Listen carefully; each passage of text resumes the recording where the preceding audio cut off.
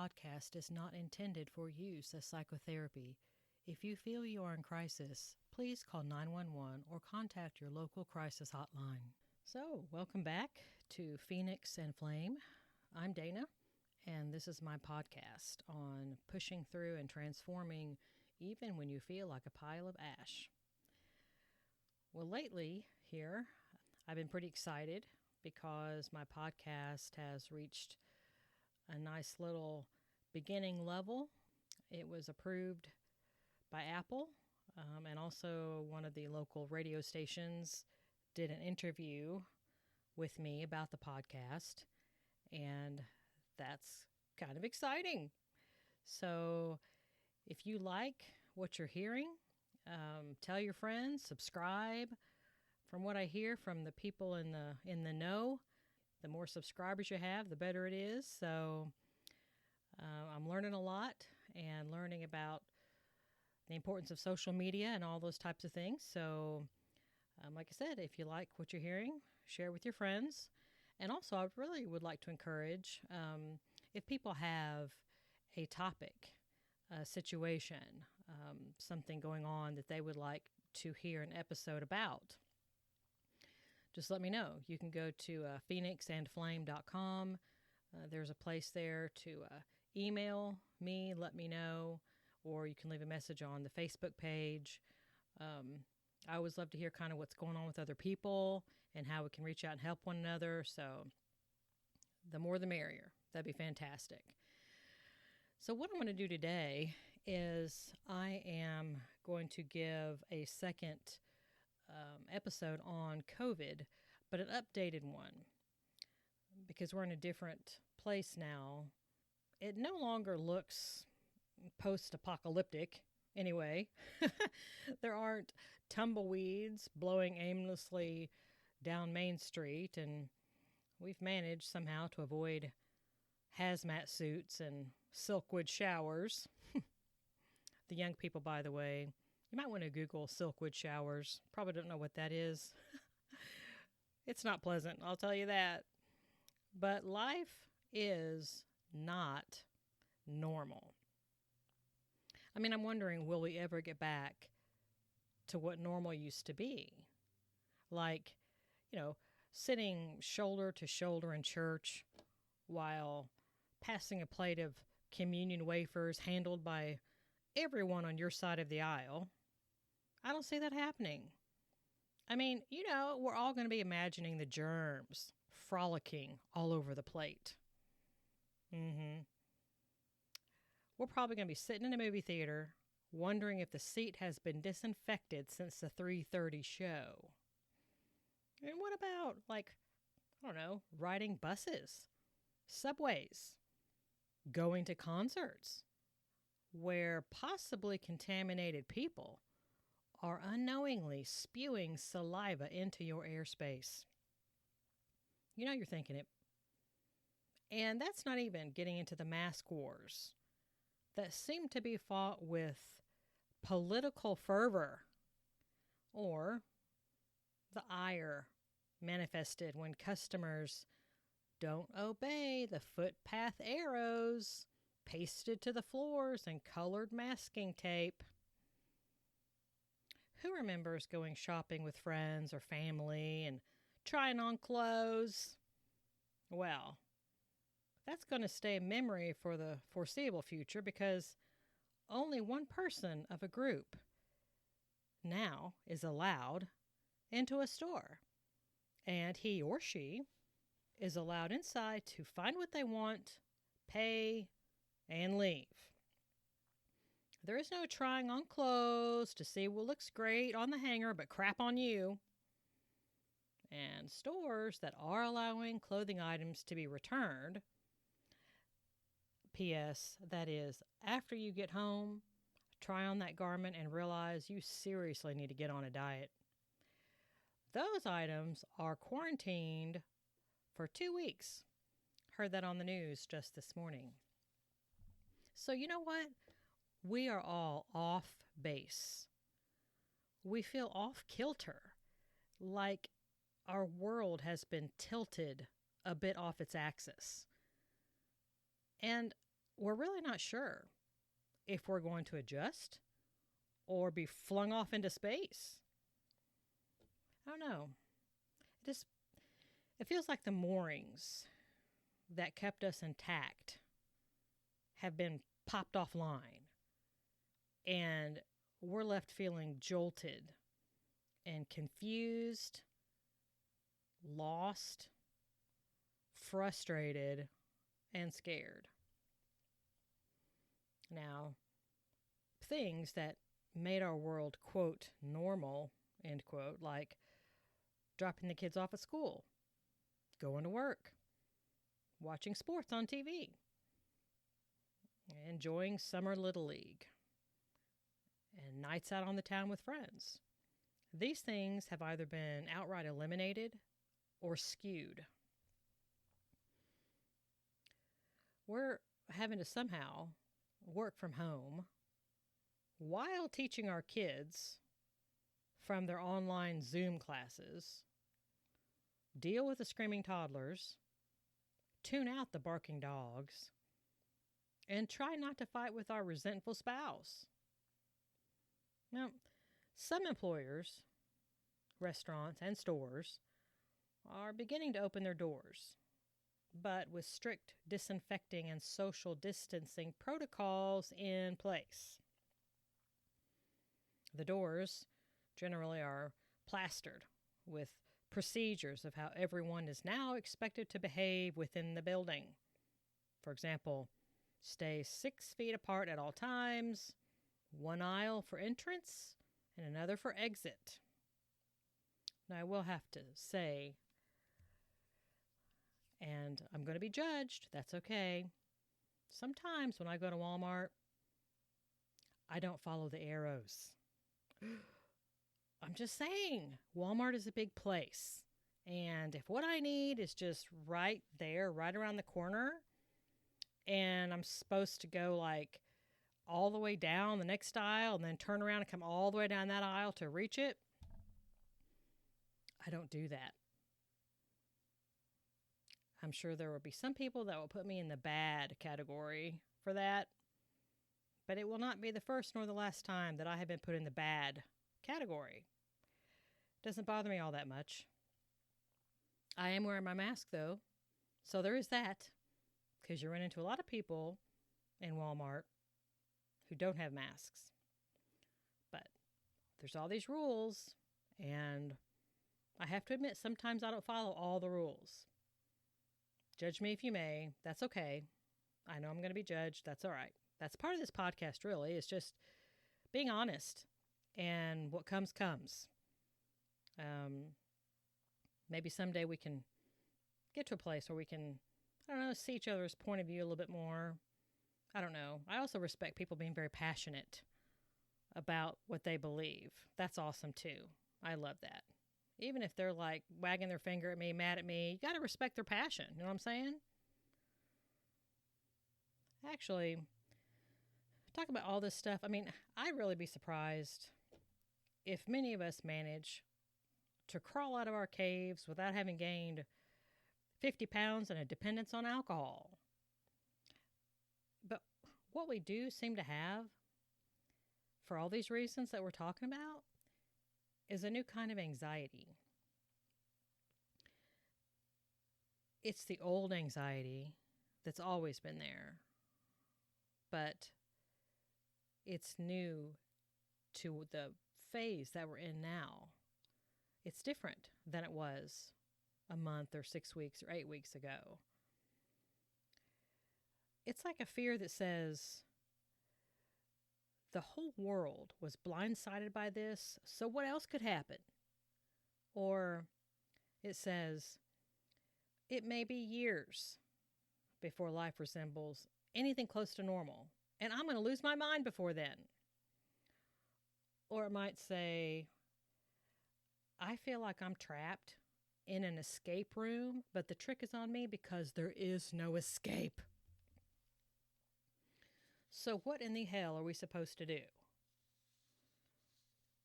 Can we just make COVID go away? No. Can we somehow fast forward time until things feel normal again? No. Can we stay strung out on brownies and beer until we no longer care who's climbing the drapes or using the last scrap of toilet paper? Well, as much as I would like to drown in a vat of brownie batter, all the crap is still sitting there, waiting on me when the sugar drains out of my bloodstream. Yeah, we could just do something really off the wall and just streak down the road or paint the house purple as some kind of means of revolt or trying to shock our sanity into resurfacing. But I really doubt that would do much more than getting you shunned by the neighbors. I've got a few ideas that may help or may not, but they're worth a shot. Number one, realize that the majority of control you thought you had to begin with was largely delusional. Truthfully, we cannot guarantee our own life, our own lifespan, or anyone else's. So that gives us the opportunity to release that delusional sense of control. Just let it go.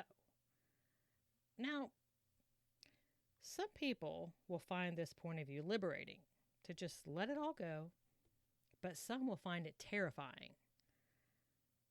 All the things we don't have control over, if you really stop and think about it. I mean, you can't promise, you can't make sure that you're going to be alive 5 minutes from now. So, releasing that delusion of control for some is very liberating, like I said, and terrifying for others. So this brings me to number 2. Identify those things that you can control, like choosing to listen to these podcasts, and release those you cannot. This will be easier for those who have listened to my prior episodes on boundaries, on what they are, how to apply them, why you want to apply them. Number 3, what is in your control are your thoughts, your feelings, and your behavior. So try to recognize when you are in a negative mental tailspin and try to substitute some positive thoughts for balance. Just for balance. Just if you're going to think about your negative things, you might as well balance it out with some positive things, because like we've talked about before, we all do have things to be thankful for. Sometimes it's hard to remember those things, but that doesn't mean it's not necessary. For some ridiculous reason, our minds, especially where anxiety is concerned, the default is to go to the negative. It'd be great if it wasn't that way, but it is. Anxiety kind of runs around wringing its hands asking what if questions. And like I said, those what if questions are virtually always negative. I mean, it would be so nice to have a thought like, what if I woke up tomorrow morning with the body of a Victoria's Secret's model? Or what if my doorbell rings this afternoon and it's those Publishers Clearinghouse people with balloons and a big cardboard check for $5 million? But, alas, the questions do tend to be more like, what if I lose my mind? Or, what if I cannot handle all of this? What if I end up in a divorce? What if I lose my job, then I lose my house and end up homeless? Do you hear all these assumptions that we're making? I mean, they aren't fact. I mean, not yet anyway. So, they have to be assumptions. What if implies the future, which means it hasn't happened yet. These assumptions that we're making are all negative assumptions. So I'm just saying, while we're at it, why not throw in a few positive assumptions? Now, they don't have to be extreme as my supermodel wish. Now, by the way, when my husband sees one of those commercials, he will typically mumble something about somebody needing a cheeseburger. And thank God, because I'm built much more like a softball player than a supermodel. I'm just saying, as long as we're making assumptions, we might as well make a few that help us sleep better at night. I mean, for example, what if learning how to work remotely opens up new job opportunities for us in the future? Or what if all this collective suffering shows us how to be compassionate instead of seeing ourselves as different somehow from another group? Or what if the adjustments we're having to make as COVID runs its course help us to realize we're more resilient than we thought? Now, number 4 and 5 are for my Harry Potter friends out there. So, number 4, do you remember what a boggart is and how to defeat one? With laughter. For those uninitiated into the wizarding world of Harry Potter, a boggart is something that takes the shape of your worst fear. And your job is to face that fear, then imagine it transforming into something funny, which then leads to the laughter that results in the boggart's demise. Number 5. Who remembers the devil's snare from the Sorcerer's Stone and how to avoid being strangled to death? So you've stumbled and fumbled your way into the plant whose wrist-thick vines are wrapping around your neck and any available appendage, cutting off your airway and any possible escape. How do you survive? Ironically, you stop struggling. You release all your stress, as if you're floating down a lazy river on a warm summer day. Of course, this is going to go against every instinct within you while you're being strangled to death. But unless you release the stress, it will strangle you. Now, this begs the question. Gosh, Dana, that sounds great. How in the world am I supposed to release the stress? Well, since my systolic blood pressure has recently elevated 30 points, I don't know if I'm the poster child for stress release. But aren't we all in this together? To be honest, I am instantly suspicious of anyone who claims to have it all together. To my way of thinking, they're either lying or they're delusional. But I will say, the coping strategies that I've mentioned here do absolutely help in stress release, as well as others I'll cover in other episodes. One last strategy for number 5 is training yourself to be mindful and stay in the moment. And by in the moment, I don't mean keeping your mind focused on all your current problems. I mean right this minute, this second. Narrow your focus down until anything past the next 5 minutes does not exist. Because in actuality, it doesn't. And I will be doing a future episode on that. It will probably be my next one, talking about that.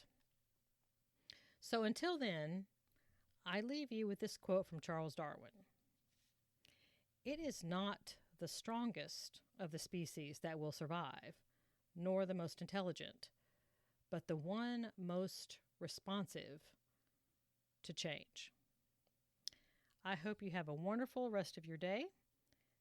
This is Dana on Phoenix and Flame.